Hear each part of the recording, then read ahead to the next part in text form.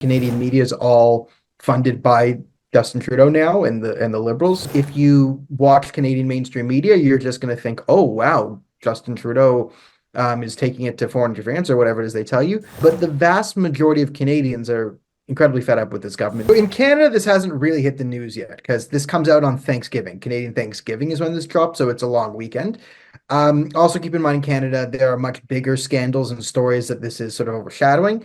Justin Trudeau is in the middle of a caucus revolt where, when he went away, a group of Liberal MPs signed a petition to get him to resign. And according to them, the signatures spilled onto a second page. We're also in the midst of a massive Chinese foreign interference scandal where the Liberal government's excuse is basically, we don't know where we are, we don't know who we are. Literally, we do not know how to read, so that's why we're not guilty of foreign interference, because all this stuff the government, the security agency tries to warn us about, it was fruitless because we don't know how to read words. So this is where the Liberal Party is right now. Now, there are elements within the Khalistani apparatus. They're all over this. Jagmeet Singh's all over this, his brother, Sukh Dhaliwal, who's likely the one who wrote the letter to bring in Hardip Singh into the country. They're all going full bore. So the Khalistani elements are in full attack mode. They're taking this as a total victory, and slamming India. In terms of the rest of the Canadian media, again, we're on a holiday Monday. So there really hasn't been a response from Canadian media. I think Justin Trudeau is set to speak later today. I think you'll start to see some stories leaking out tonight, and then by tomorrow, I think you'll get a narrative from the Canadian media. However, keep in mind, Canadian media is all funded by Justin Trudeau now and the Liberals, so it's all effectively state media at this point. So expect them to sort of just toe the government line here, as they've been doing for the last year. So we live in, it's a classic modern situation where everyone lives in their own little world.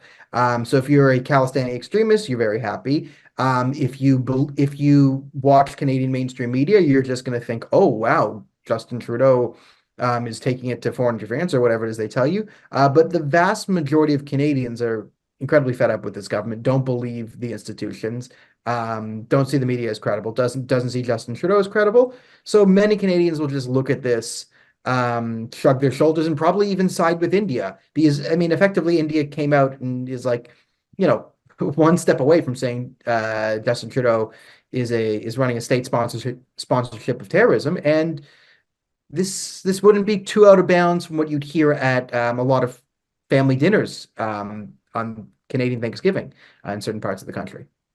Right.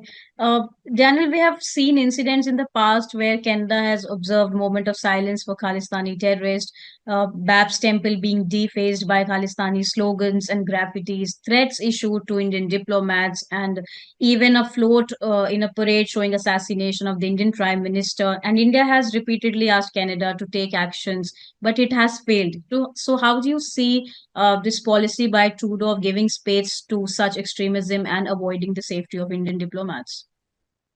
Well, I mean, this is part of this problem is not just reserved for Indian diplomats. A lot of Canadians feel this way. So, I mean, you might have seen the nickname in the UK, two-tier Keir for Keir Starmer. And this has been the mentality in Canada for a while. It's pretty clear that there's a two-tier justice system, two-tier social system, and the most violent and anti-Canadian among us get the most preferential treatment. So every week in Toronto, where I'm from, there is a Charlottesville type situation where jihadists march through our streets. They openly call for the murder of all Jews, ethnic cleansing, right? I've covered this. I've been told to go back to Europe and all this different stuff. On Yom Kippur, the holiest day in the Jewish calendar, a Jewish school was shot up for a second time. Someone drove by and shot 12 bullets into a Jewish girls' school on Yom Kippur. So yeah, Canada's sort of gone off the rails, and the tacit support of extremism from the highest levels of government is starting to have consequences. So this is why I said a lot of Canadians would kind of resonate with what the Indian government is saying. Jewish Canadians don't feel safe. Hindu Canadians don't feel safe. Christian Canadians don't feel safe. Their churches have been burned. Over 100 churches where Christian Nation have been vandalized in the last few years, stemming from a lie about residential school mass graves that was pushed again by Justin Trudeau. So the problems that the Indian diaspora is facing here in Canada, and I guess the country India writ large, is very indicative of the problems that a lot of Canadians feel like they're facing, where they're pro-Canada, they're law-abiding citizens, they love the country, but they're being treated like they're criminals. On the other hand, you have criminals who hate the country, who are quite literally burning it down live on TV and are getting away scot-free. So, of course, the Khalistanis feel emboldened enough to make floats about Indira Gandhi and threaten to kill Indian ministers and threaten to burn things down because they've gotten away with it for so many years. And now every day you can look into Canada and you can see a mob calling for targeted violence against an identifiable group and getting away with it scot-free. That's Justin Trudeau's Canada. And, a lot of Canadians, if Justin Trudeau was declared a state sponsor of terrorism, a lot of us would just kind of shrug and be like, yeah, we see it on our streets right now. Justin Trudeau has consistently sided with the Islamic Republic of Iran, even after they murdered Canadian citizens, is incredibly hostile towards India, incredibly hostile towards Israel. And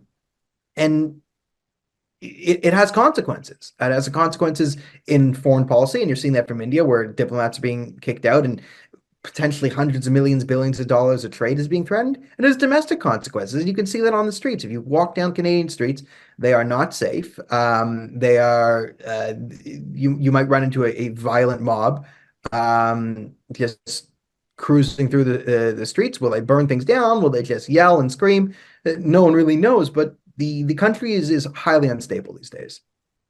Right. Daniel, where do you think that this latest development would lead to the ties between the two countries, India and Canada, which is already strained since Justin Trudeau made certain remarks last year against the Indian Prime Minister? I would say this state of Canadian-Indian relationships would be a cryostasis right now, right? I think the Indians have kind of just put Canada in a cryopod, essentially effectively dead until we get a new government. They don't. I don't think they see Justin Trudeau as a reasonable actor. I don't think he is when it comes to India. Especially if he's propped up by Jagmeet Singh, who's openly hostile.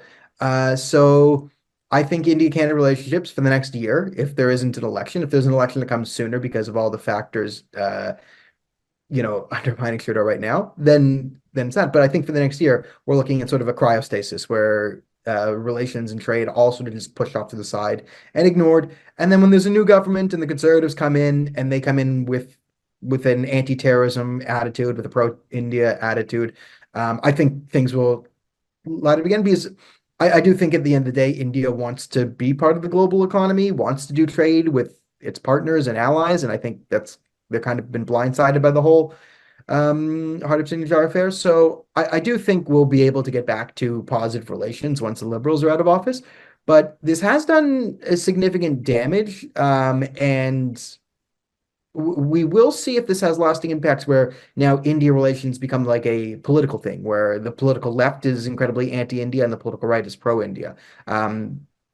Considering the state of Western politics, I wouldn't be shocked if that develops. Now, it's a bad thing. You want relations with another country to be a bipartisan issue, but it doesn't seem like we are capable of such things right now. Right. You mentioned about the election. Trudeau's ruling Liberal Party suffered a second humiliating loss in a special election recently. How dim are his chances to secure another term in office, according to you? So, the Liberals are going to get smoked in the next election. Absolutely smoked. The Conservatives are on pace for a supermajority. It's a first past the post system. And a lot of places, the Conservatives are beating the combined polling of the Liberals and NDP.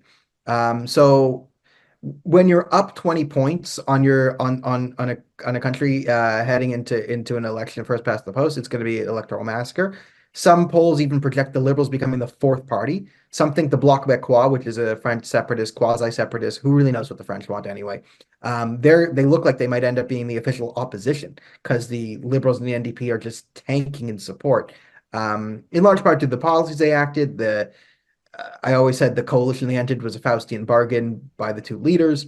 Justin Trudeau, the two major Liberal strongholds were lost. One in Toronto, one in Montreal, very Liberal cities.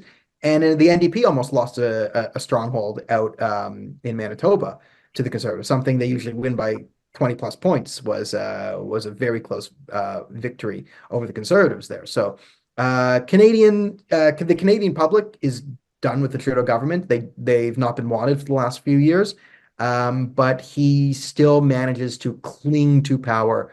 Uh, he'll grab sort of anything he can to cling to power is sort of where we're going here.